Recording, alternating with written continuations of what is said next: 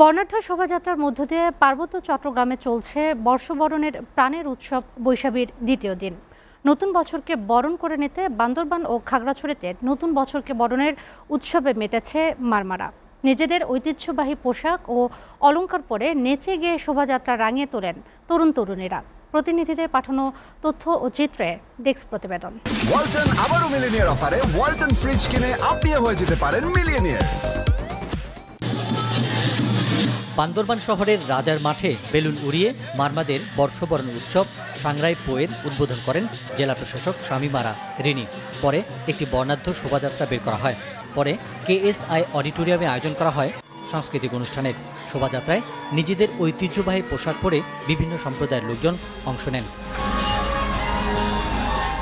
খাগড়াছড়িতে বৈশাখীর আনন্দে ভাসছে পাহাড়ি জনপদ। মারমা জাতিগোষ্ঠীর মানুষ সাংরাই উৎসবে মেতে উঠেছে। এই উৎসব চলবে 4 দিন। এই উপলক্ষে খাগড়াছড়ি সরকারি কলেজ মাঠ থেকে মারমাদের ঐতিহ্যবাহী সাংরাই র্যালির উদ্বোধন করেন প্রশাসক। র্যালিতে মারমারা বর্ণিল সাজে অংশ নেন।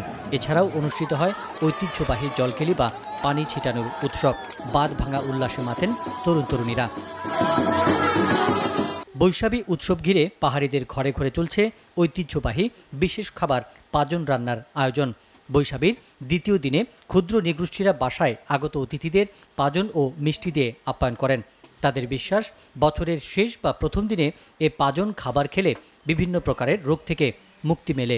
আজকে আমাদের মূল বিজু পাচন রান্না করতেছি। আজকে আমাদের এখানে মেহমান আসবে। আমাদের মেহমানদেরকে আমরা পরিবেশন করি এই পাচন দিয়ে রান্না করে অতিথি আপ্যায়ন করি। আমাদের বাড়িতে অতিথি আসবে, আমরাও যাব, সবাই একসাথে মিলে অনেক আনন্দ উল্লাস করব।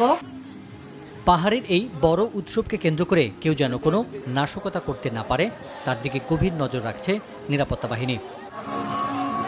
SATV news desk.